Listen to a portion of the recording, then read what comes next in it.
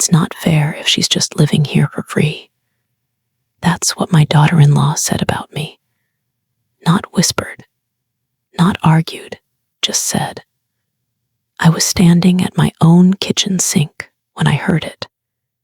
The gravy was drying on the plates. The dishwasher was humming.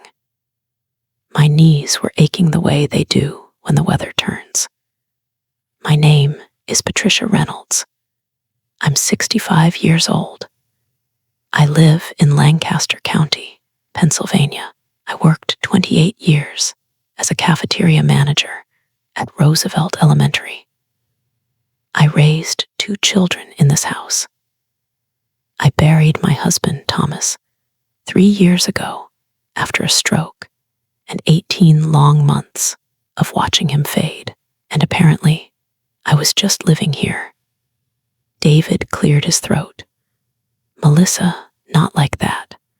She didn't lower her voice. I'm just saying we're covering most of the bills now. I kept rinsing plates because sometimes silence says more than shouting. Mom, you're home all day anyway. That came a week later. David said it in the hallway while stepping over Noah's sneakers. I watch the kids, I replied. Melissa called from the living room. That's not the same as contributing. Contributing. I folded Noah's tiny t-shirts carefully. I cooked dinner. Melissa laughed softly. Cooking is basic. Olivia was halfway down the stairs, 10 years old. She froze when Melissa said that. I looked at her and smiled. Do you want hot chocolate later? She nodded quickly. And Melissa rolled her eyes like I was the problem. Maybe you should downsize. That one hit during dinner. Melissa pushed her fork around her plate. You don't need a whole house. David added quietly, apartments for seniors are nice now. This is my home, I said. Melissa replied. It's not just yours anymore. That sentence sat in the room like smoke. I looked at my kitchen walls. Thomas painted them himself in 1994. I remember because he got blue on the ceiling and swore for 10 minutes. Not just mine, I asked calmly. David looked uncomfortable. We live here too. You moved in, I corrected.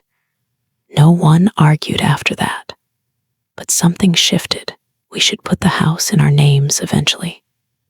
They thought I couldn't hear. I was in the hallway when Melissa said it. We're investing time here, she told David. Long term, it makes sense. David sighed. Let's not push her. She's not getting younger. I stepped into the kitchen. You're right, I said. I'm not. They both went quiet. And long-term planning is smart, I added.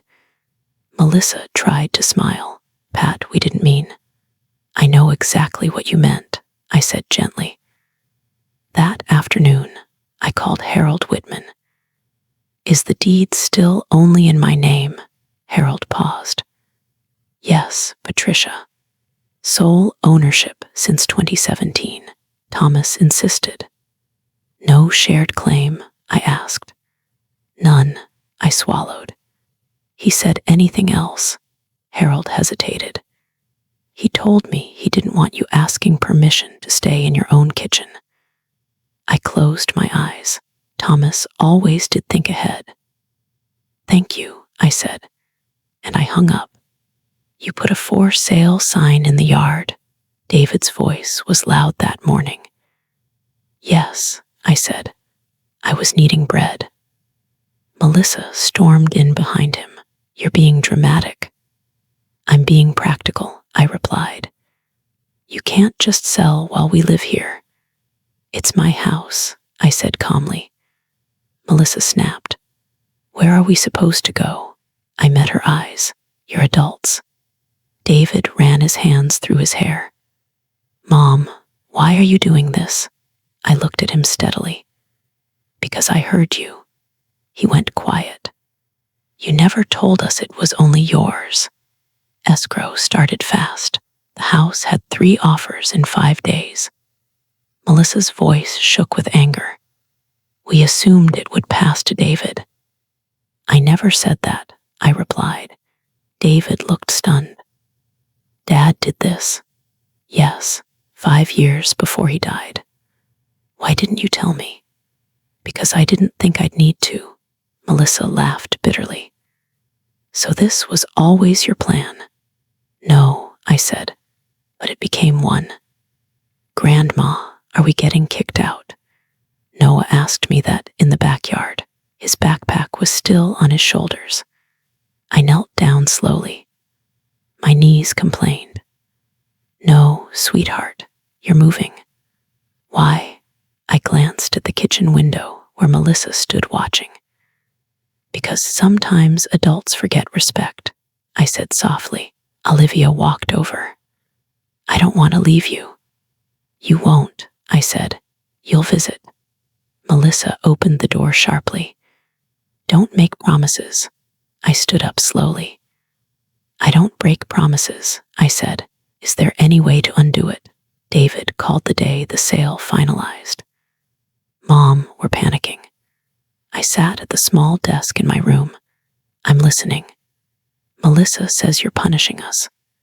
I'm protecting myself, he whispered. Can't you reverse it? No. Why?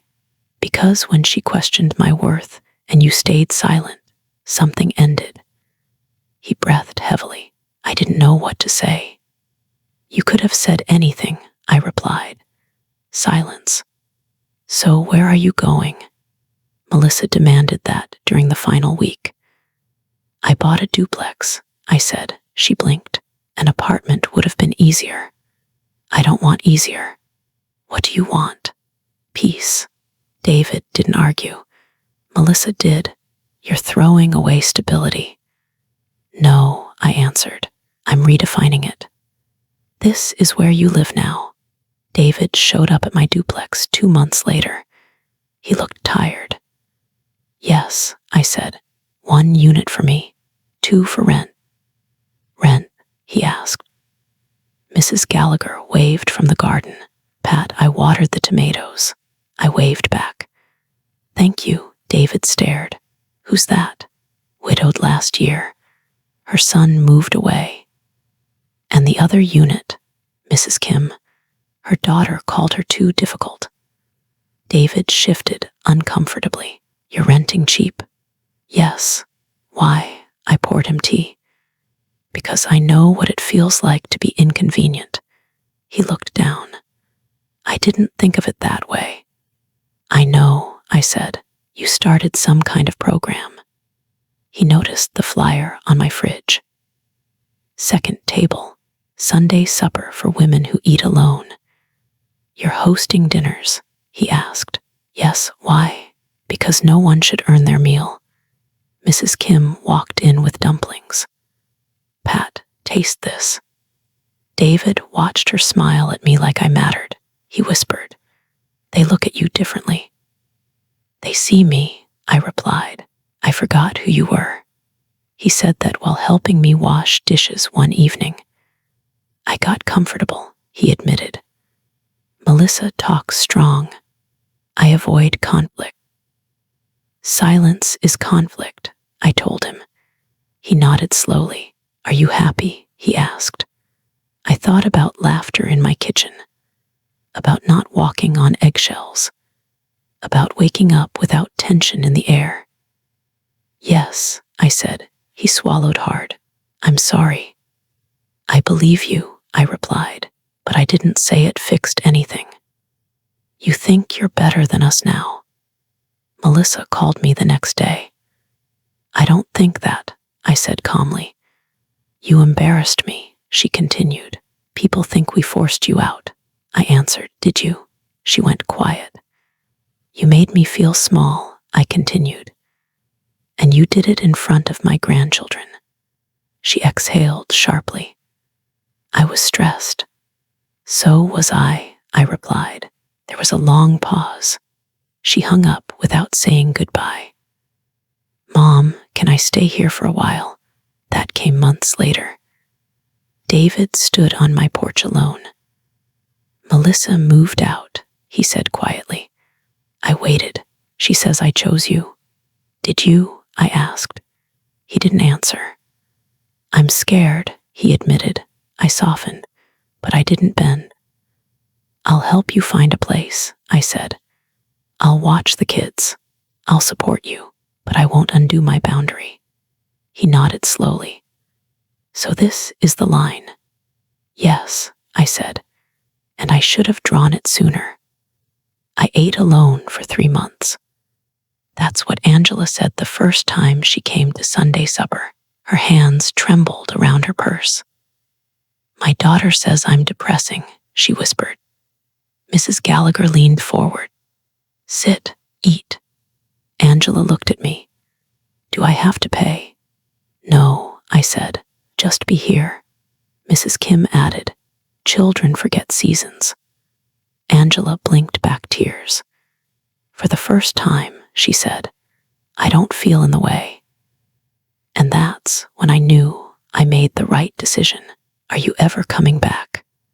Olivia rode her bike to see me one afternoon. No, I told her gently. She sat on my porch swing. Mom and Dad fight now. I'm sorry, I said. Did you mean to cause that? I shook my head. No, I meant to protect myself.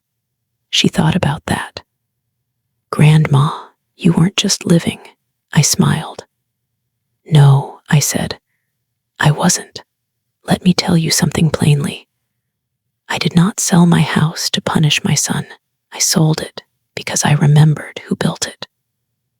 I remembered waking at 4:30 a.m. for decades, tying my apron before the sun came up.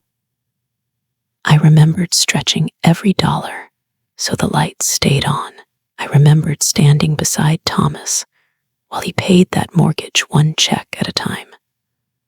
I remembered patching walls, planting flowers, and raising children in those bedrooms. I am not furniture. I am not overhead. I am not a burden. I am a woman who carried a family on tired legs and steady hands. Sometimes the strongest thing a woman can do is refuse to shrink, not scream, not slam doors, just sign her name, pack her box, and build something new. If you've ever been made to feel like you're just living in a place you built, hear me clearly. You are not invisible. You are not extra.